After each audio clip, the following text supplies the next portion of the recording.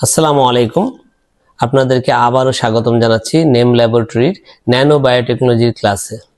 আজকে আমরা জানবো যে ন্যানো বায়োটেকনোলজির ব্যবহারগুলো কি কি এবং এটা কি কি ক্ষেত্রে ব্যবহৃত হয়। আপনারা জানেন যে সবচেয়ে বেশি ন্যানো টেকনোলজি ইউজ হয় মেডিসিনাল সায়েন্সে, যেটাকে আমরা বলি ওষুধ শিল্পে, তারপরে ম্যাটেরিয়াল সায়েন্সে, ধাতব শিল্পে এবং কৃষি ক্ষেত্রে একটা অন্যতম মাধ্যম হচ্ছে ন্যানো বায়োটেকনোলজি।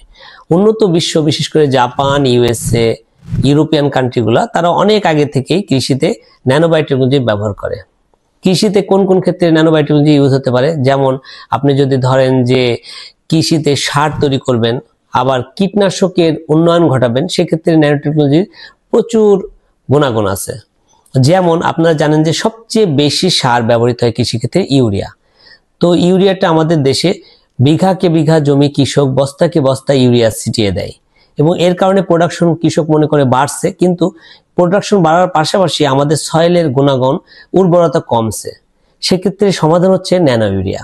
ন্যানো ইউরিয়া এমন একটা জিনিস যেটা কিনা গাছের মূল উপাদান ইউরিয়ার নাইট্রেট এবং অ্যামোনিয়া এটাকে ছোট্ট কণা আকারে তৈরি করে।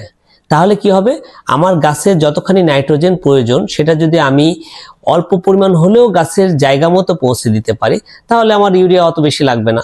বর্তমান বিশ্বে দেখবেন আপনি আমেরিকাতে প্রচুর জমি, কৃষি জমি, তারা ন্যানো ইউরিয়া বাদে অন্য কিচ্ছু দেয় না। তাতে আমরা দেখতে পাচ্ছি যে অল্প সারে অনেক বেশি উৎপাদন সম্ভব। জাপানের গবেষকরা বলতেছে ন্যানো ইউরিয়া যদি সামান্য পরিমাণও ব্যবহৃত হয় কনভেনশনাল ইউরিয়ার বদলে, তাহলে কিন্তু প্রোডাকশন রেটও বাড়ছে, আবার পরিবেশও ভালো থাকছে। এখন আপনার প্রশ্ন জাগতেই পারে মনে যে পরিবেশ কিভাবে বাঁচবে। তো আমরা যদি মনে করি বর্তমানে কৃষক 1 বিঘা জমি ধান চাষ করতে 40 থেকে 55 কেজি ইউরিয়া দেয়, তো 40 থেকে 55 কেজি ইউরিয়ার মধ্যে কমপক্ষে 65 ভাগ ইউরিয়া আপনার বাতাসে উড়ে চলে যায়।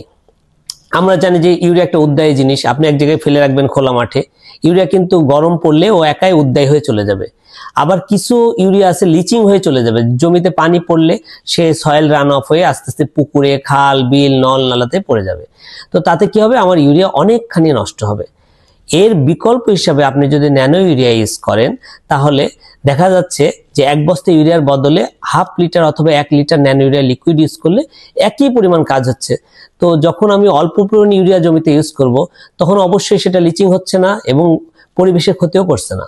তো এইভাবে আমরা অল্প পরিমাণ ইউরিয়া দিয়ে বেশি পরিমাণ ফলনও পেতে পারি, পরিবেশকেও বাঁচিয়ে রাখতে পারি। তাছাড়া যদি আপনি কীটনাশকের কথা ভাবেন, আমরা মেডিসিনে যেমন ন্যানো ক্যারিয়ার ইউজ করি, ন্যানো ক্যারিয়ার বলতে এখানে ন্যানো বাহক বোঝাচ্ছে। ছোট্ট ছোট্ট ন্যানো পার্টিকেলকে দিয়ে আমি যখন কীটনাশককে বেঁধে দেব বা ইনকর্পোরেট করে দেব, তারপর যখন আমি প্লান্টে স্প্রে করব, তখন কিন্তু অল্প একটু কীটনাশকে অধিক পরিমাণ কাজ হবে। এতে করে আমার খরচও বাঁচবে, গাছও সেফ থাকবে, আলটিমেটলি গোল তো আমরা যে খাবো সে সবজিটা, এটাও নিরাপদ থাকবে। তো আমরা বুঝতে পারলাম যে ন্যানো টেকনোলজি যদি আমাদের দেশে এগ্রিকালচারে আমরা ইনকর্পোরেট করি বা এটাকে আমরা গুণাগুণ মান হিসেবে নেই, তাহলে আমাদের পরিবেশ বাঁচবে, সবজি হেলদি হবে, মানুষও বাঁচবো আমরা।